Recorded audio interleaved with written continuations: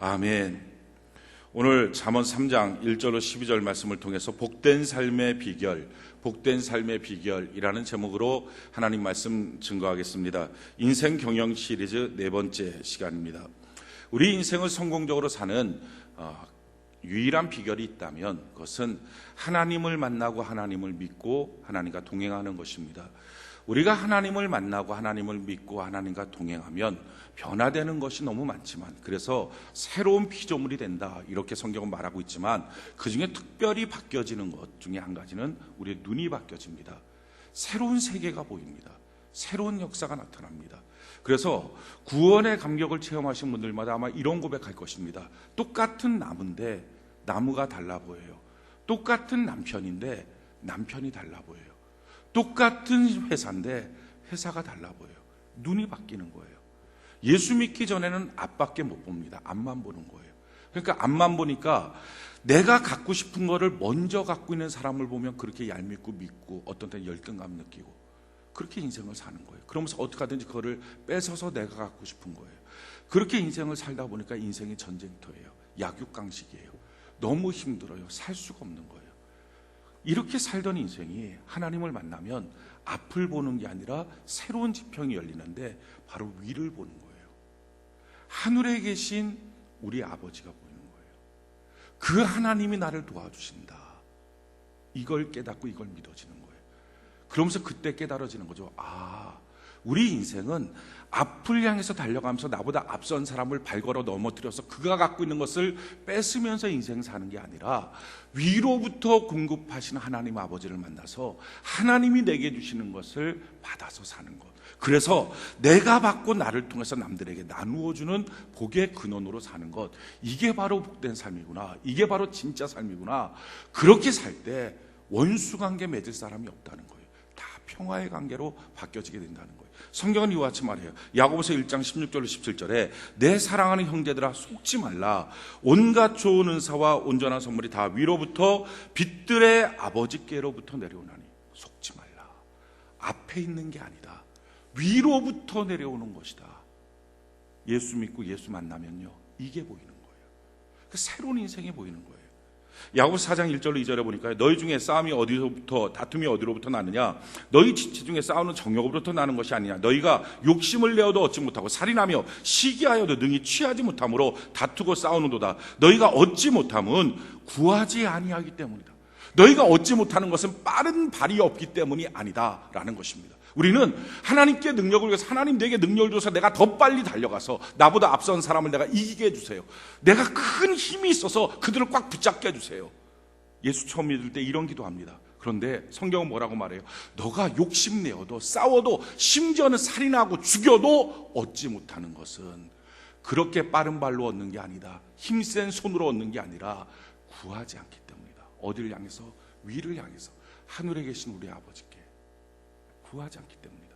그러니까 위로부터 얻는 거예요. 인생의 시야가 달라져요. 새로운 세상을 보는 거예요. 뿐만 아니라 예수 믿고 나면요, 멀리 봐요.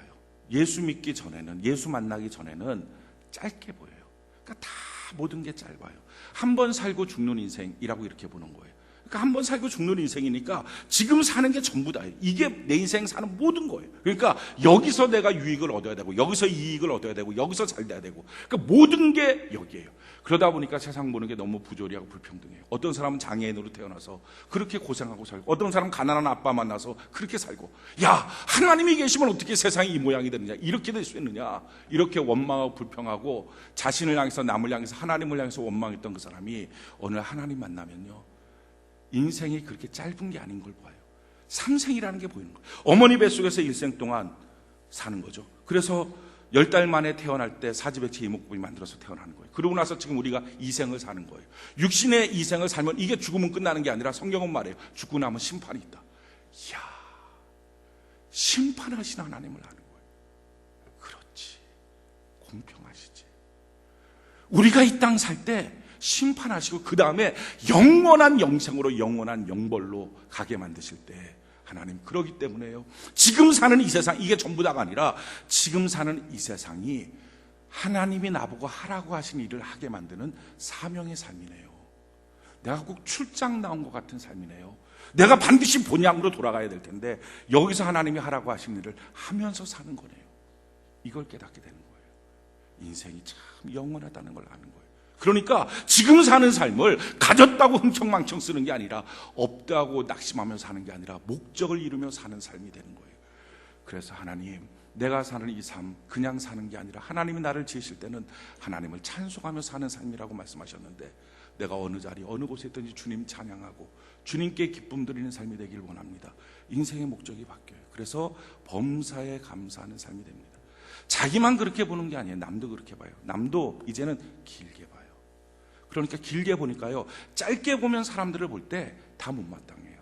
단점 보이거든요. 아유, 저 사람 저래서 안 돼. 아, 이런 문제 보니까 난 저 사람이랑 저렇게 교제 안 해. 그러니까 다 끊어놔요. 인생 살면 살수록 원수가 점점 많아져요. 회사에 가면 갈수록 미운 사람이 점점 더 생겨요. 그런데 하나님을 만나고 나서 눈이 길어지면 사람을요 길게 보거든요. 근데 길게 보면 이해하지 못할 사람이 없어요. 용납하지 못할 사람이 없어요. 참 신기한 건요, 나쁜 사람이 아니고 가만히 지나고 나서 보면 상처가 있는 사람이에요. 용납하고 용서하고 품어줄 사람이에요. 그러니까 달라져요. 인생 맺는 관계가 달라져요. 지금 당장 눈앞에 보이는 유익을 따라서 살아가는 게 아니라 이익 몇 푼에 인생을 거는 게 아니라 생명을 봐요. 이익이 아니라 생명을 향해 살아가요. 그래서 사람이 품위가 있어져요. 예수 믿으면 뭘 배워서가 아니라 뭘 가져서가 아니라 존귀한 삶을 살아가요. 영광스러운 삶을 살아가게 돼 있어요. 이게 예수 믿는 거예요. 제일 중요한 것은 이 하나님을 만나는 것입니다. 교회 나오는 이유와 목적 유일한 한 가지 딱 있다면 하나님 만나는 거예요. 오늘 이렇게 말씀 듣는 이유 유일한 한 가지가 있다면 하나님 만나는 거예요. 하나님 만나고 하나님과 동행하고 하나님을 믿고 하나님을 경외하는 삶, 이게 가장 중요해요. 그런데 어떻게 하나님을 만나는가? 성경 전체를 살펴보면요, 하나님 만나는 방법은 딱 한 가지예요. 여러 가지를 통해서 하나님 만나는 게 아니라 딱 하나를 통해서 만나요. 뭘 통해서 만나느냐? 말씀과 기도예요. 이것 말고는 하나님 만나는 방법이 없어요. 그러니까 오직 말씀과 기도라는 이것만을 통해서 만나는 거예요. 성경이 이와 같이 말합니다. 잠언 2장 1절로 5절에 보니까 내 아들아, 내가 만일 나의 말을 받으며 나의 계명을 내게 간직하며 내 귀를 지혜에 기울이며 내 마음을 명철에 두며 지식을 불러 구하며 명철을 얻으려고 소리를 높이며 은을 구하는 것 같이 그것을 구하며 감추어진 보배를 찾는 것 같이 그것을 찾으면 여호와 경외하기를 깨달으며 하나님을 알게 되리니. 그러니까 내가 하나님의 말씀을 받다 보면, 하나님의 말씀을 경청하여 듣다 보면 어느 날 하나님을 만나고 그 하나님과 동행하고 그 하나님과 믿으며 살아가는 인생이 되기 시작한다는 거예요. 그래서 오직 하나님을 만나는 방법, 말씀, 그리고 나서 간절하게 온 마음 다해 하나님께 기도하는 것, 이 두 가지입니다. 예수 믿는 사람들, 교회 안에 있는 사람들을 보면 크게 세 가지 부류로 나누어질 수 있어요. 이게 사실 단계예요. 제일 첫 번째 단계는 감정이에요. 그러니까 감정, 감각, 그러니까 뭔가 체험을 한 거, 병 걸렸다가 병에 낫는 거, 사업이 어렵고 아이들이 뭐 문제를 일으켰는데 하나님 이번만 도와주시면 내가 교회 나올게, 그렇게 기도해갖고 도와줘갖고 하나님 계신가 보다, 하나님 계신 걸 내가 믿어요 하고 나오는 거. 또 감정적으로 마음속에 위로를 받고 교회 나왔더니 너무 좋더라, 눈물도 나오고, 이런 마음들, 이런 감정, 이런 걸 은혜 받았다 그러죠. 이렇게 느껴져서 교회에 나오는 경우, 이게 첫 번째, 참 너무 귀한 거예요. 하나님의 터치가 있는 거예요. 이게 첫 번째 감정, 감각을 통해서 예수 믿는 것입니다. 근데 문제는요, 이렇게 감정, 감각을 통해서 예수 믿으면, 이렇게 믿는 예수는요, 그 감각 떨어지면 신앙도 없어져요. 그 감정 사라지면 신앙도 없어져요. 그러니까 이 사람은요, 신앙이 오락가락하는 거예요. 은혜 받으면 몇 주 달려나와요. 은혜 떨어지면 예전과 똑같아져요. 신앙이 왔다 갔다. 여기서 어느 날, 내가 이렇게 예수 믿으면 안 되지. 그러니까 주일 성수도 하다 말다, 뭐든지 봉사도 하다 말다. 그러니까 봉사 시작해서 몇 달 지나고 나면 이제 저 봉사 못해요. 꼭 얘기하는 분들이 있어요. 왜 그러느냐? 감각에 의지한 신앙생활, 감정에 의지한 신앙생활이기 때문에 그래요. 거기서 어느 날 내가 이러면 안 되겠다, 결심하자. 그래서 내가 제대로 한번 예수 믿어보자. 이제 그때부터 뭐랍니까? 의지로 예수를 믿는 거예요. 주일 성수 꼬박꼬박하고, 어떤 경우도 내가 11조 딱 드리고, 내가 봉사하면 제대로 끝까지 한번 해보자. 이렇게 의지로 신앙생활하는 거예요. 그런데 문제는 이렇게 의지로 신앙생활하는 게 참 너무 고맙고 감사해요. 그런데 이런 신앙생활은 항상 마음속에 알 수 없는 부러움과 억울함이 있어요. 뭐에 대한 부러움과 억울함이 있냐면은 세상에 대한 부러움과 억울함이 있어요. 여러분 탕자의 비유 아시죠? 탕자가 아버지 집에 있었어요. 근데 아버지 집에 열심히 있는데 이 탕자의 마음속에 항상 무슨 부러움이 있어요? 세상에 대한 부러움이 있어요. 아버지는 너무 엄격하고 아버지는 나를 너무 힘들게 해. 세상으로만 나가면 내가 너무 잘 될 텐데. 그러니까 결국은 틈을 노려서 아버지 돈 받았고 세상으로 나가는 거예요. 똑같아요. 주일날 교회로 오는 거예요. 차를 몰고 교회로 오는데 옆집은 캠핑 가려고 막 전화하고 막 알록달록 옷 입고 막 단풍 옷 입고 야 어디 가냐 그럼 뭐 꽃놀이 간다. 그걸 보면 딱 차를 몰고 오면서 야 나는 월요일부터 금요일까지 또는 토요일까지 직장 생활하고 맨 일만 하고 주일날은 교회 가고 또 오후 예배 안 드린다고 뭐라 그래서 또 오후 예배 또 드리고 난 도대체 언제쯤 가정에서 같이 가족이랑 같이 놀러 가나. 이 신생 언제까지냐. 전에 어떤 분이 그런 분이 있었어요. 저한테 목사님 제가 언제까지 주일 성수해야 됩니까? 물어보더라고요. 그래서 제가 그랬어요. 평생 하셔야 됩니다. 그랬더니 그러니까 힘이 드는 거예요. 그러니까 차 몰고 교회로 오면서도 부러운 게 너무 많은 거예요. 나는 언제쯤 맨날 노래 부르면 뭐 십자가 진 같은 고생이다 뭐 이런 찬양 부르고 에이 모르겠다 오면서 유행가 틀고 그냥 오고 막 야 철양하다 어떻게 하면 좋냐. 교회는 나와요. 예수를 믿어요. 꾸준히 나와요. 그런데 마음속에 항상 뭔지 모르는 억울함 그런 게 있어요. 언제쯤 나는 되냐. 그러니까 이렇게 하는 게 복을 받을 것 같고 이렇게 안 하면 꼭 저주받아서 번개 맞을 것 같고 그러니까 나오긴 나오는데 뭔가 답답한 거예요. 근데 이런 의지로 신앙생활을 하는 사람은요 어느 날인가 자기가 의지로 그렇게 돌려서 가는 거죠. 배가 가면 이렇게 쭉 자동 조절 장치를 해놓으면 앞으로 쭉 가거든요. 근데 쭉 가던 배를 우회전시키겠다. 그러면 우회전시키는 방법이 두 가지예요. 한 가지는 앞으로 가도록 자동 조절 장치가 돼 있는 거를 억지로 핸들을 돌려놓으면 우회전을 해요. 근데 또 다른 한 가지 방법은 자동 조절 장치를 바꾸는 거예요. 우회전. 그럼 우회전으로 가죠.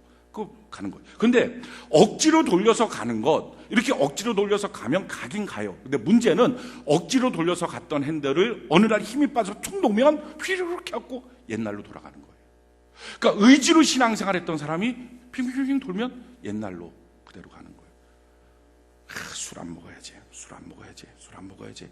그러다가 어느 날 자기의 의지를 넘어서는 사건을 만나면 실망을 하거나 배신감을 느끼거나 큰 기대를 했는데 안 되거나 하루아침에 무너지는 거예요. 신앙생활 이렇게 손쉽게 무너지는 분들이 있어요. 여러분 혹시 참불가라는 걸 아십니까? 우린 찬송가 몇 장, 찬송가를 부르잖아요. 근데 참불가가 있어요. 불교에 가면 참불가. 근데 신기한 게 이 참불가가요. 우리 찬송가랑 거의 비슷해요. 왜 그런지 아십니까? 찬송가 짓던 분이 개종을 해서 참불가를 하는 거예요, 지금. 그게 비슷한 걸 짓는 거예요. 찬송가를 작곡할 만큼 은혜 받은 사람이겠죠. 신앙생활 했던 사람이겠죠. 근데 한순간에 의지로 했던 신앙이 풀려버리니까 뭔지 모르지만 시험 들었다고 말할 수 있겠죠.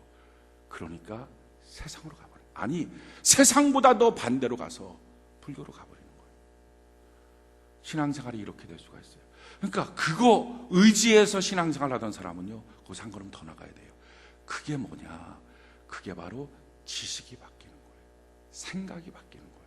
성경은 그걸 이와 같이 말해요. 골로새 3장 10절에 보니까 새 사람을 입었으니 이는 자기를 창조하신 이의 형상을 따라 지식에까지 새롭게 하심을 받은 자니라. 생각이 완전히 바뀌는 거예요. 지식이 완전히 바뀌어버리는 거예요. 그러니까 생각과 지식이 바뀌고 나니까 주일날 교회 오는 게 너무 당연한 거예요. 이날 내 나라는 주님의 날, 당연히 주일날은 예배드려야지. 이게 행복한 거지. 생각이 바뀌는 거예요. 성경의 생각, 하나님의 생각이 자기 생각이 돼버리는 거예요. 자, 그렇게 하고 오니까 어느 날 옆 사람이 보니까 놀러 가려고 막 준비해. 이상하다. 주일날 예배 안 드리고 놀러 가는 사람이 있네. 이상하게 보이는 거예요. 부러운 게 아니고. 술 먹는 사람 보면서 아유 저러다 속쓰리면 어떡하려고. 참, 저 돈 있으면 가족들이랑 같이 피자나 사서 먹지. 이렇게 생각하고도 가는 거예요. 이상하다 하고 보이는 거예요. 부럽지가 않아요. 지식이 바뀐 사람, 생각이 바뀐 사람. 이 지식과 생각이 어떻게 바뀌느냐, 이게 하나님의 말씀이 계속 내 마음속에 들어와야 돼요. 그렇게 들어오다 보면 어느 날 하나님을 만나고요, 그렇게 들어온 그의 말씀이 내 발에 등이 되고 빛이 돼서 내 인생길을 인도해 가는 거예요. 많은 사람들이 예수를 믿으면서도 예전에 자기가 무당 앞에, 점쟁이 앞에 했던 것과 비슷한 식의 생각을 갖고 예수를 믿습니다. 두 개를 놓고 이거 어떻게 하면 좋을지 모르겠다고, 그래갖고 옛날 점쟁이 찾아갈 때 복제 놓는 것처럼 두 개 놓고 감사원금 딱 놓고, 이거 어떻게 하면 좋을지 모르겠어요, 안수 좀 받아서 이거 딱 길을 정하게 좀 해주세요. 예수 믿는 삶은 이런 삶이 아니에요. 두 개가 안 생겨요. 왜? 내 발에 비치고 등이기 때문에 하나님의 말씀으로 지식이 바뀌어지고 나면요, 의뢰 당연히 가는 거예요. 주일 성수해야 되나요? 오늘 사업하는데 거기 가야 되나요? 물어볼 것도 없다는 거예요.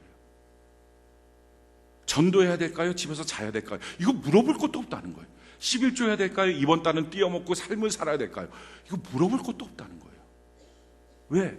지식이 바뀌니까, 생각이 바뀌니까. 의지적으로 신앙생활하는 사람들은요, 이게 항상 갈등이에요. 이번 달은 생활비가 없는데 한 달 띄어먹으면 하나님께서 벌 주시나요? 이런 거 가서 물어보고, 그럼 다음 달에 2번 내면 되지 않을까요? 갈등할 게 없다는 거예요. 무엇으로? 하나님의 말씀으로 지식이 바뀌어지면. 예수 믿는 거 제일 귀한 것은요, 하나님의 말씀으로 우리의 지식이 바뀌어져야 돼요. 그러기 위해서 말씀 들어야 되고요, 말씀 봐야 되고요. 할렐루야. 그리고 나서 말씀 전하는 거, 전도하는 거, 셀 모임에 나가서 같이 말씀을 나누는 거, 이게 너무 필요합니다. 규칙적으로 날마다 말씀을 보는 거, 주일날마다 와서 말씀 듣는 거, 주중 예배 드리면서 말씀 듣는 거, 그렇게 차곡차곡 말씀이 내 안에 쌓여져야 어느 날 어느 순간 걸어가는 길에 그 말씀이 빛이 되고 능력이 돼요. 중요한 것은 말씀을 들을 때요, 마음밭이 네 종류의 밭이라는 거예요. 이게 예수님이 하신 말씀이에요. 그러니까 아마도 지금 우리들도 똑같이 예배를 드리고 있긴 있지만 지금 마음의 밭은 네 종류일 거예요.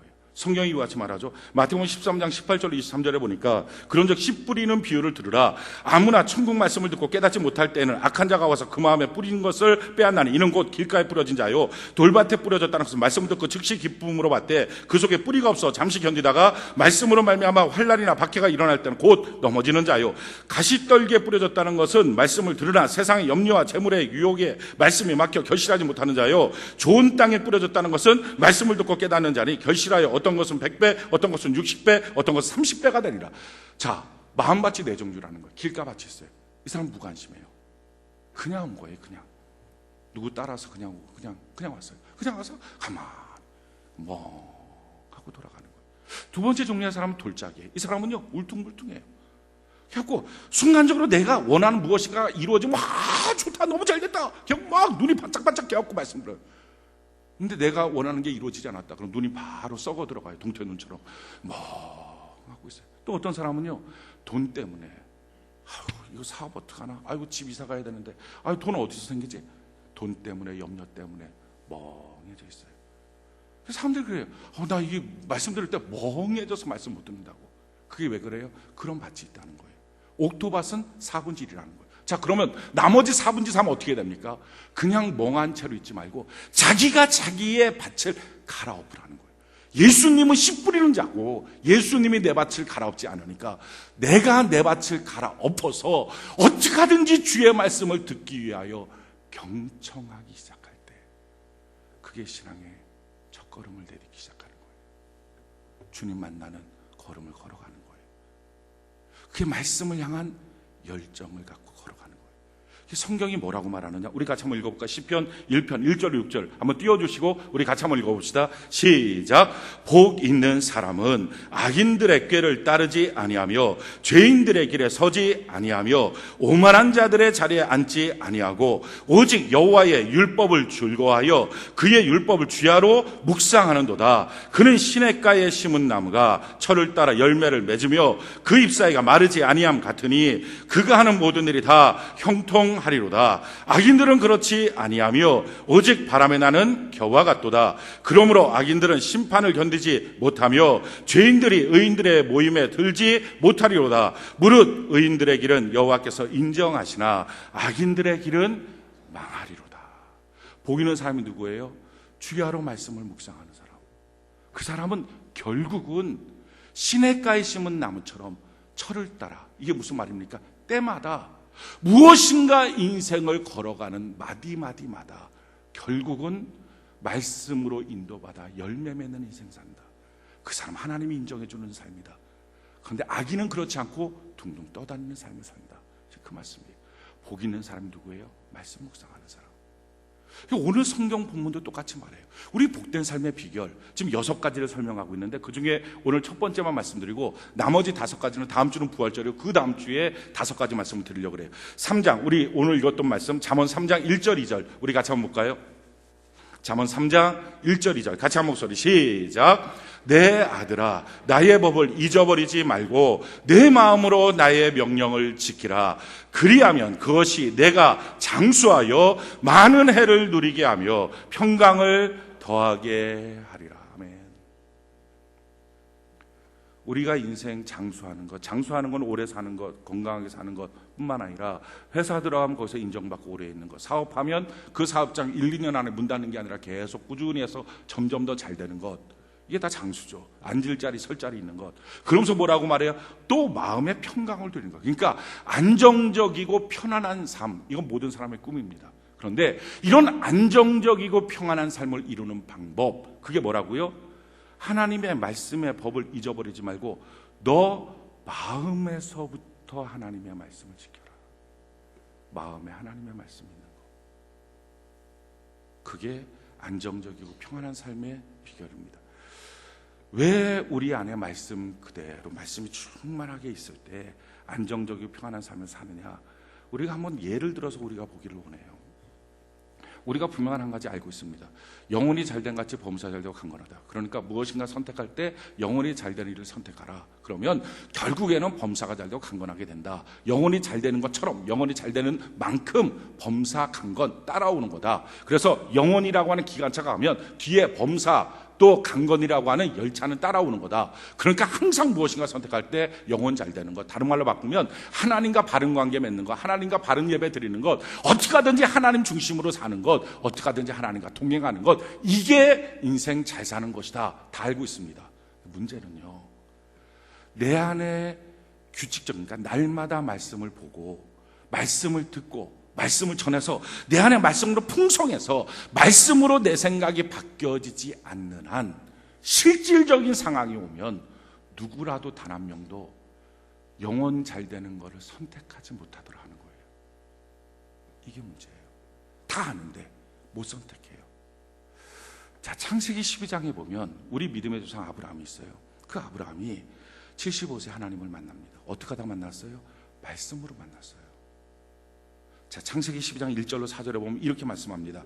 여호와께서 아브라함에게 이르시되 너는 너의 고향과 친척과 아버지의 집을 떠나 내가 내게 보여줄 땅으로 가라. 내가 너로 큰 민족을 이루고 내게 복을 주어 내 이름을 창대하게 하니 너는 복이 될지라. 너를 축복하는 자에게 내가 복을 내리고 너를 저주하는 자에게 내가 저주하리니 땅의 모든 족속이 너로 말미암아 복을 얻을 것이니라 하신지라. 이에 아브라함이 여호와의 말씀을 따라가고 뭘로 만났어요? 말씀으로. 이 믿음의 조상이에요. 자, 말씀으로 만나서 말씀을 쫓아갑니다. 자, 그런데요, 또 한 명이 거기 있어요. 그 다음에 이에 아브라함이 여호와의 말씀을 따라갔고, 그 다음에 롯도 그와 함께 갔어요. 롯은 어떻게 했어요? 말씀 따라간 게 아니라 아브라함 따라갔어요. 그렇게 둘이 인생길을 걸어갑니다. 갈 바를 알지 못했어요. 근데 말씀을 따라가니까 갈 길이 열리는 거예요. 보이는 거예요. 그래 갔어요. 가나안 땅까지 갔습니다. 가나안 땅까지 도착하고 난 다음에 야, 여기가 하나님이 예비하신 땅이구나. 여기서 하나님이 내게 복을 주시겠구나. 그렇게 생각하고 있는 찰나에 보금고사하고 기근이 몰려온 거예요. 흉년이 몰려오니까 동물들이 죽고 자기 가족들 어떡하나 걱정이 생기는 거예요.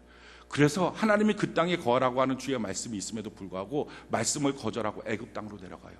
하나님의 테스트에서 실패한 거예요. 우리도 신앙생활 하다 보면 테스트에서 실패할 때 있어요. 자, 그런데 왜 실패했어요? 이유는 한 가지예요. 하나님의 말씀을 믿는 것보다 기근이 더 실감났어요. 기근이 더 현실적으로 느껴졌어요. 우리가 그럴 수 있어요. 하나님의 말씀을 믿는 것보다 당장에 있는 이번 달 월급, 이게 더 실감나는 거예요. 당장에 있는 가족 문제, 건강 문제, 이게 더 실감나는 거예요. 그래서 자기가 더 실감나는 대로 택해서 애굽 갑니다. 근데 애굽까지 가고 난 다음에 거기서요, 큰 일을 겪게 되죠. 자기 아내를 뺏겨요. 바로한테. 돈 몇 푼은 들어왔어요. 거기서 아브라함이 깨닫는 거예요.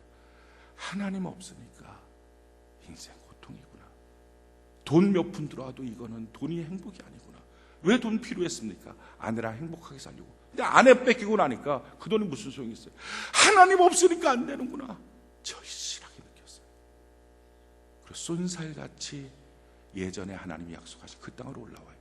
그래서 성경은 이와 같이 말해요. 창세기 13장 3절로 4절에 보니까 그가 네게부에서부터 길을 떠나 베델에 이르며 베델과 아이 사이 곧 전에 장막 쳤던 곳에 이르니 그가 처음으로 제단을 쌓은 곳이라 그가 거기서 여호와 이름을 불렀더라.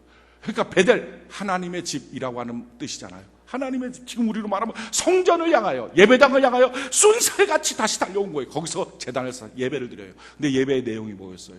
여호와의 이름을 부르는 거예요. 길 잃어버린 어린 양이 목자를 찾듯이, 길 잃어버린 어린아이가 엄마를 찾듯이, 똑같은 길이라도 길 잃어버리고 나면요, 엄마 없으면 아이에게는 그 길은 공포예요. 무서우니까 자꾸 움직이는 거예요. 그러니까 부르짖는 거예요. 하나님, 나 하나님 없으면 못 살아요. 마침내 거기서 하나님을 만나요. 오늘 우리도 예배 가운데 하나님을 만나는 은혜가 있기를 바랍니다. 하나님 만나고 이제부터는 주님 곁을 떠나지 않을게요. 난 주의 말씀 믿고 살게요. 말씀 사는 인생, 말씀으로 주님과 동행하는 삶을 삽니다. 그러다가 두 번째 테스트가 와요. 그는 그렇게 믿고 의지했던 자기 조카 롯과의 갈등이에요. 조카 롯과의 갈등이 생겨요. 거기서 자꾸 먹을 것 때문에 서로 간에 싸우기 시작하는 거예요. 근데 그 싸움에서요, 아브라함이 이겨요. 왜 이깁니까? 하나님의 말씀에 대한 믿음이 있으니까. 믿음이 없을 때는요, 내가 너무 중요해요. 근데 하나님의 말씀에 대한 믿음이 생기고 나니까 하나님이 너무 중요해요. 믿음이 없을 때는요, 내 돈이 너무 중요해요. 그런데 하나님의 말씀에 대한 믿음이 생기고 나니까 내 돈보다 하나님의 영광이 중요해요. 그렇게 영광이 중요한 걸 아니까 돈을 포기해요. 그리고 원칙을 잡아요. 우리가 다 알면서도 싸우고 나면 틀어지는 이유는요, 진리를 못 나서 그래요. 어떻게든지 별 얘기 다 하면서 변명처럼 얘기하면서 자기가 진리 움켜잡으려고 하다 보니까 싸워도 해결이 안 돼요. 근데 하나님을 믿으면요, 눈앞에 보이는 진리를 내려놓을 수 있어요. 포기가 돼요. 왜? 결국은 이거 내려놓고 원칙 붙잡으면, 그리고 말씀대로 걸어가면 하나님 마침내 더 좋은 거 주실 줄 믿습니다. 전능하신 하나님, 그분을 믿기 시작하는 거예요. 하나님의 말씀을 믿는 거예요. 성경이 이와 같은 말씀이 있어요. 빌립보서에 보니까요, 빌립보서의 4장 19절에 나의 하나님이 그리스도 예수 안에서 영광 가운데 그 풍성한 대로 너희 모든 쓸 것을 채우실, 다 채워주신 하나님, 공급받을 걸 믿는 거예요. 그러니까 포기가 돼요. 신앙생활을 이렇게 하나님을 믿기 때문에 포기할 수 있어요. 그걸 세상적인 시각에서 보면 이상하게 보여. 야, 너 당장 눈앞에 있는 거 왜 포기해? 그런데요, 그렇게 말하는 거예요. 너희들은 몰라. 이 포기하고 뒤에 오는 하나님의 어마어마한 축복을 너희들이 안다면 너희들이 이게 수지 맞는 거라는 걸 알 텐데 너희들은 못 보니까. 근데 내 눈에는 보인다. 이렇게 고백하는 거예요. 왜? 주님과 동행하는 거예요. 약속을 믿으니까. 마침내는 복 주실 하나님 믿으니까. 바르게 가면 마침내는 일으켜 주실 하나님을 믿으니까. 그러니까 조카 롯한테 가서 뭐라고 말합니까? 너랑 나랑 한 고륙이다. 우리 싸우지 말자. 그리고 나서 진리를 양보하는 거예요. 너가 원하는 대로 택해. 너가 원하는 대로 가져. 그럼 나머지 내가 가질게. 자기가 가질 수 있는데 그렇게 말 안 해요. 너가 하고 싶은 대로 해. 그때 조카 롯이 어떻게 해요? 눈이 반짝거리면서 그래요? 알겠어요. 내가 선택할게요. 그러고 나서 자기 눈에 딱 보이는 대로 선택하는 거예요.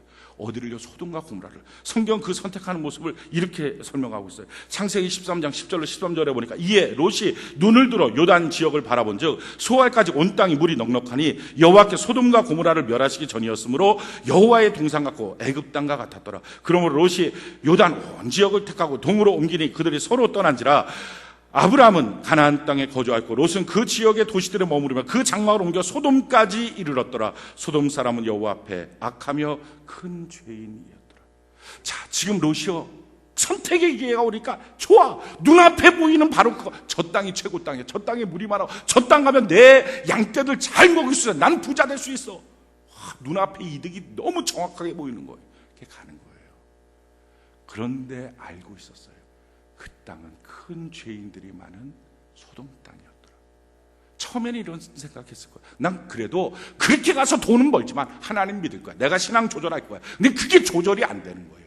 결국은 처음에는 그랬지만 소돔까지 장막이 자꾸 옮겨가서 이러는 거예요. 죄의 전염석 속에 빠지는 거예요. 롯이 왜 이렇게 합니까? 왜 이렇게 선택의 기회가 있을 때 자기도 분명히 알았을 텐데, 영혼이 잘된 같이 범사자라고 강건하다, 영혼 택해야 된다, 하나님 택해야 된다, 하나님 중심으로 살자, 너무 많이 들었을 텐데 왜 선택하는 순간에 이렇게 됐을까요? 이건 한 가지예요. 아브라함은 말씀 따라가고 롯은 사람 따라갔어요. 교회 나올 때 아내 따라오고 남편 따라오고 부모 따라오고 자녀 따라오고 그냥 따라오는 사람, 처음에는 누구든지 그렇게 예수 믿습니다. 그런데 그렇게 계속 믿으면 안 돼요. 어느 날부터인가는요, 말씀을 들어야 돼요. 말씀 듣기 위해서 듣는 거예요. 결사적으로 듣는 거예요. 그래서 말씀 따라가는 인생을 살아가. 그때부터 인생이 달라져요. 옆에서 아무리 도와줘도 소용없어요. 롯은요, 자기 셀장이 아브라함이에요. 그래도 소돔 가는 거예요. 그러고 망하는 거예요. 옆에서 나를 도와주고 중보해주는 사람 많으니까. 어떤 사람은 이래요. 나는 교회 안 가고 자기 부인 보고, 날 위해서 기도 많이 해줘. 그럼 내가 사업 잘 되게. 아니, 셀장이 아브라함 이래도 안 되는 인생이에요. 여러분들 셀장은 아브라함보다 100배는 못해요. 그러니까 되겠어요. 여러분들 아내는, 남편은 아브라함보다 1000배는 안 되는 사람이에요. 그러니까 되겠어요. 안 되죠. 자기가 말씀 따라가야 돼요. 근데 그때 아브라함은요, 거기서 선택해서 승리하는 거예요. 왜? 말씀을 믿는 믿음이 있으니까. 롯이 떠나고 난 다음에 하나님이 오세요. 그리고 나서 고개를 들어라. 동서남북 바라봐라. 너 발바닥으로 걸어다녀라. 너 이 땅 전체 내가 너한테 주겠다. 그가 장막을 옮겨서 헤브론 마므레 제단을 쌓아요. 장막을 쳐요. 마므레라는 이름의 뜻은 윤택한, 헤브론의 이름의 뜻은 교통, 소통. 그러니까 윤택한 소통, 다른 말로 바꾸면 형통한 삶이 그를 쫓아오는 거예요. 우리가 다 아는 것처럼요, 영혼을 위해서 선택했더니 범사도 강건도 쫓아오는 형통의 삶이 있어요. 영혼을 망가뜨리고 났더니 롯은요, 범사가 잠깐은 오는 것처럼 보였다가 뿌리가 끊어지니까 범사도 망가지고 강건도 망가지는 거예요. 집안 대대로 망가지는 거예요. 암몬과 모압 족속이 이루는 그런 인생으로 살아가고 마는 것입니다. 사랑하는 성도 여러분, 우리 영혼 위해서 무엇인가 다 선택하고 살아야 돼요. 문제는 말씀으로 날마다 규칙적으로 듣고 내 안에 채워놓지 않으면 진짜 결정적인 순간이 왔을 때 셀장이 아브라함이래도 세상 택이에요. 그게 법칙이에요. 그가 목사래도, 그가 장로래도, 그가 집사래도, 30년 40년 교회 나오고 예수 믿어도 말씀 쫓아가지 않으면 결국은 영혼이 안 되는 길을 택하는 거예요. 영혼이 잘 되는 길을 택할 탐욕이 없는 거예요. 포기가 안 되는 거예요. 그때를 위해서 우리가 날마다 말씀 보고 말씀 듣고 말씀 안에 살아가는 것이 필요합니다. 자, 여기서 한 가지 전제 조건이 필요해요. 뭐냐면은, 만약에 우리가 영혼을 위해서 딱 선택하는 삶이 되면, 바로 범사, 강건 다 잘 되면 이거 누가 선택 못 하겠어요? 시간이 걸리는 거예요. 마찬가지예요. 말씀으로 나의 지식이 바뀌어지고 생각이 바뀌어지는 삶을 산다 할지라도 어떤 하나의 분야에서, 교회 안에서 무엇인가 인생을 살 때, 그때 선택할 때는 잘 말씀으로 선택하다가도 가정이나 집안에 가서 또 회사에 가서는 조금씩 어긋나게 선택할 수도 있어요. 그 시간의 과정들이 좀 필요해요. 변화의 과정이 필요해요. 이럴 때 사람들이, 야, 저 위선자 아니야? 그렇게 말하면 안 되는 거예요. 용납하고 기다려주는 거예요. 우리 교회가 성교원을 하잖아요. 성교원하면 재미난 게 있어요. 아이들 교육하는 거 보면 아이들이 와서 일주일이 딱 지나면 대부분 생활 습관이 다 잡혀요. 그래갖고 뭐 밥 먹는 거랑 뭐든지 다 딱 잡혀 있어갖고, 정말 처음 온 애들은요, 표시가 나요. 일단 뒤로 뭐라 그러면 뒤로 이렇게 뒤로 딱 쓰러져갖고 막 발버둥 치면서 울고, 울면 한 3시간 정도 울고, 그리고 안아주면 괜찮다, 놔두면 또 뒤로 갔다. 근데 이런 아이들이 한 일주일 정도 지나면 딱 이렇게 틀이 잡혀요. 애들 이렇게 교육받으러 오는 애들 같아요. 근데 그때쯤 되면 엄마들이 그런 얘기 많이 해요. 근데요, 선생님, 성경에서 보면 이렇게 잘하는데 밥도 자기가 알아서 딱딱딱 먹고 누가 먹여주는 거 딱딱 먹는데 왜 집에만 오면 얘는 개판돼요? 왜 그러는 거예요? 지금 그게 성숙해가는 과정이에요. 그런 자기 아이를 보면서 우리 아이는 위선자예요. 성경에서는 잘하는데 집에서는 개판이에요. 위선자예요. 못된 것. 이렇게 말하는 엄마는 한 명도 없어요. 왜 위선자라고 절대 안 봐요? 성경에서 교육받은 대로 점점 가정생활이나 나머지가 잘 될 것을 아니까, 성숙하는 과정인 걸 아니까. 그래서 뭐래요? 용납하고 용서해주고 기다려줄 수 있어요. 우리도 마찬가지입니다. 말씀을 듣고 말씀대로 살자. 그런데 중간중간 실패할 때도 있어요. 넘어질 때도 있어요. 그때 주변에서는요, 용납하고 용서해 주는 거예요. 그리고 자기 자신 스스로는 계속적으로 그 길에서 나는 위선자 이러면 안 되지. 이렇게 했는데도 나는 여기서 이렇게 말씀대로 하는 것처럼 하다가 엉뚱하게 뒤로 돌아서는 엉뚱한 짓 하네. 그렇게 생각하지 말고 내가 점점점 성숙해가는 과정이야 라고 생각하고 자기를 믿고 나가는 거예요. 성경이 이와 같이 말해요. 에베소서 1장 23절에 보니까 교회는 그의 몸이니 만물 안에서 만물을 충만하게 하시는 이에 충만합니다. 그러니까 교회가 훈련장이에요. 여기서부터 모든 것들을 점점 충만하게 만드는 거예요. 에베소 2장 22절에 보니까요, 너희도 성령 안에서 하나님이 거하신 처소가 되기 위하여 그리스도 예수 안에서 함께 지어져 가는 거예요. 점점 성숙해져 가는 거예요. 골로새 3장 10절 14절에 보면 그러므로 너희는 하나님이 택하사 거룩하고 사랑받는 자처럼 궁율과 자비와 겸손과 온유와 오래 참음을 옷 입고 누가 누구에게 불만이 있거든 서로 용납하여. 이게 주변에서 해줄 일이에요. 셀에서 해줄 일이 뭡니까? 정죄하지 않고 용납해 주는 거. 가정에서 해줄 일이 뭡니까? 정죄하지 않고 용납해 주는 거. 자기 자신을 향해서도 마찬가지예요. 로마서 6장 6절 11절에 보니까 우리가 알거니와 우리의 옛사람이 예수와 함께 십자가에 못 박힌 것은 죄의 몸이 죽어 다시는 우리가 죄에게 종노릇하지 아니하려 함이니 이는 죽은 자가 죄에게 벗어나 의롭다 하심을 얻었습니다. 만일 우리가 그리스도와 함께 죽었으면 또한 그와 함께 살 줄을 믿노니 이는 그리스도께서 죽은 자 가운데 살아나셨음에 다시 죽지 아니하여 사망이 다시 그를 주장하지 못할 줄 알미니라. 그가 죽으심은 죄에 대하여 단번에 죽으시면 그가 살아계심은 하나님께 대하여 살아계심은 예수 그리스도의 죽으심 때문에 내가 같이 죽었고 예수의 살아나심 때문에 내가 살아났다. 자, 그랬을 때 11절 보니까요, 이와 같이 너희도 너희 자신을 죄에 대하여는 죽은 자요 그리스도 예수 안에서 하나님께 대하여는 살아있는 자로, 그 다음에가 중요해요. 뭐라고 나와요? 여길지어다. 이게 신앙생활이에요. 신앙생활은 이처럼 과정이에요. 우리가 말씀 듣고 말씀 보고 말씀을 묵상하고 말씀을 갖고 있으면요, 말씀을 그렇게 딱 하면 이번 한 주간 하고 나면 야, 나는 이제 말씀의 강자야. 나는 말씀대로 한 주간 동안 열심히 큐티도 하고 말씀도 들었어. 야, 그러니까 내 길이 쫙 보일 거야. 역사가 나타날 거야. 근데 그렇게 해갖고 막 셀 모임에 가서 은혜 받았다고 막 펑펑 울면서 자기가 이랬다고 이번 한 주간 이렇게 이겼다고. 근데 돌아오는 길에 자기 애를 만났는데 막 불량식 먹고 이렇게 뒤통수 한 대 때리면서 정신 차려 화내고, 그리고 집에 와서는 또 회개하고 나는 참 쓸모없는 인생이에요. 소용없어요. 그게 아니에요. 우리 인생이요, 말씀 듣고 말씀대로 보고 말씀대로 살려고 했을 때 그게 처음에 적용되는 게 어디예요? 영혼이에요. 영혼에 적용되다가 시간이 지나면서 범사 강건함까지 흘러가요. 그게 처음에 적용되는 데가 어디예요? 그게 교회 생활이에요. 셀 모임이에요. 그러다 그것이 가정과 회사 생활로 흘러가는 거예요. 그 시간이 있다고요. 그 시간 동안 뭐 하라고요? 주변 사람들은 용납하고 기다려주고, 자기 자신은 뭐 하라고요? 그런 사람, 자기 인생은 그래도 하나님 뜻 안에서 믿음으로 잘 걸어가고 있는 사람이라고 자꾸 여기라는 거예요. 여기라. 나는 성장하고 있어. 성숙하고 있어. 자라나고 있어. 여기라. 그러면서 계속 말씀 보고 그 길을 걸어가라는 거예요. 그러다 보면 어느 날 어느 순간, 처음 아브라함은 말씀 따라가도 실패했지만 두 번째는 성공했던 것처럼 우리도 점점 이기는 자가 되는 거예요. 성경이 이렇게 말해요. 디모데전서 4장 15절로 16절에 이 모든 일에 전심전력하여 너의 성숙함을 모든 사람에게 나타나게 하라. 내가 내 자신과 가르침을 살펴 이 일을 계속하라. 이것을 행함으로 내 자신과 내게 듣는 자를 구원하리라. 특별히 리더들은요, 그런 갈등이 많아요. 야, 나 같은 사람이 무슨 리더야. 나처럼 이렇게 개판치고 다니는데 무슨 리더야. 내 성경은 이와 같이 말해요. 너 전심전력하여 너의 성숙함을 계속 드러내라. 그런데 그렇게 드러내는 방법은 너가 실패하고 좌절하고 넘어지는 그때도 계속 말씀을 전달해라. 증거하라.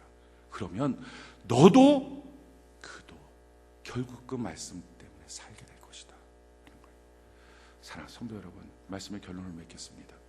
우리 인생 살면서 우리는 알아요. 영혼이 잘된 같이 범사 잘 되고 강건한 인생이 있다는 것. 그래서 무엇을 하든지 우리는 하나님을 선택하는 거예요.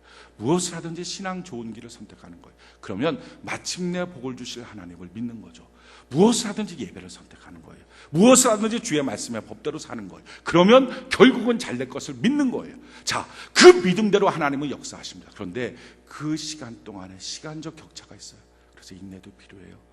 그 시간적 격차 때문에요, 선택할 때 갈등도 돼요.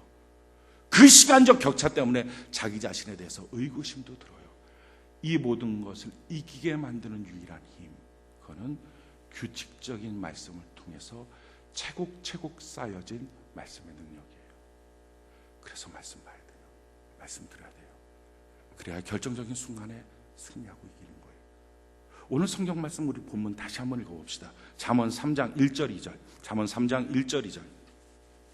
우리 같이 한번 한 목소리 한번 읽어봅시다. 잠언 3장 1절 2절 같이 한 목소리 시작. 내 아들아, 나의 법을 잊어버리지 말고 내 마음으로 나의 명령을 지키라. 그리하면 그것이 내가 장수하여 많은 해를 누리게 하며 평강을 더하게 하리라. 다시 말씀드립니다. 우리 신앙생활은요, 가다가 기도 평생 안 하고 말씀도 안 보고 그렇게 가고 있다가 어느 날 선택할 때 어떻게 뭘 선택하면 돼요? 잘 선택하게 해주세요. 주님 뜻대로 내가 제대로 선택하게 해주세요. 100% 주님 뜻과 정반대를 선택해요. 왜? 자기 눈에는요 안 알거든요. 뭘 해야지 주님 뜻인지 알아요. 모르는 사람 없어요. 모르고 선택하는 사람 한 명도 없어요. 알아요. 아는데도 주님 뜻대로 선택하는 게 망할 것 같은 거예요. 안 될 것 같은 거예요. 아무리 알지만. 그래갖고 자꾸 양보하려고 그래요. 이거 선택하고 그리고 나서 예배는요, 제가 정말 한번 제대로 한번 알아서 잘 한번 드려보겠습니다. 안 되는 거예요. 차곡차곡 쌓여놓은 말씀이 없으면 그날의 선택이 안 돼요. 너 마음으로부터 말씀을 잘 간직하는 말씀 중심의 삶을 살아라. 그래야 안정적이고 평안한 인생을 살아갈 수 있다. 매일매일의 큐티하는 게 얼마나 중요한지, 매주 주일 성수하는 게 얼마나 중요한지, 수요일마다 와서 예배드리는 시간이 얼마나 중요한지, 셀에 모여서 예배드리는 게 얼마나 중요한지, 새벽 예배가 얼마나 중요한지, 특별히 자기 사정 때문에 예배 못 나온 사람, 이제 내일부터 시작하는 고난주간 특세, 그 다음 주에 부활절 2주간, 우리 교회 2주간 1년이거든요. 1년에 딱 2주간 있는 특세, 그거라도 나와서 말씀 들을 수 있는 기회 놓치지 않고 말씀 듣는 거, 이게 얼마나 중요합니까? 그 과정을 통해서 점점점 성숙하고 자라나서요, 마침내 항상 모든 일에 주의 길을 선택하는 거예요. 항상 모든 일에 너무 당연히, 너무 당당히, 남들 보면 미쳤다고 말하는데, 남들 보면 손해나는지 왜 하냐고 말하는데, 남들 보면 왜 포기하냐고 말하는데 자기는 하는 거예요. 주님 선택하면 주님이 주실 은혜와 복을. 사랑하는 성도 여러분, 우리 세종에 있는 모든 권속들이 땅에서 주는 복이 아니라, 옆에 있는 거 뺏어서 얻는 복이 아니라, 하나님 떠나서 세상에서 얻어지는 무엇인가가 아니라 하나님 선택하고 하나님 안에 복을 받는 은혜가 있기를 예수님 이름으로 축원해 드립니다. 안정되고 평안한 삶 다 누리기를 예수님 이름으로 축원해 드립니다. 우리 같이 이 시간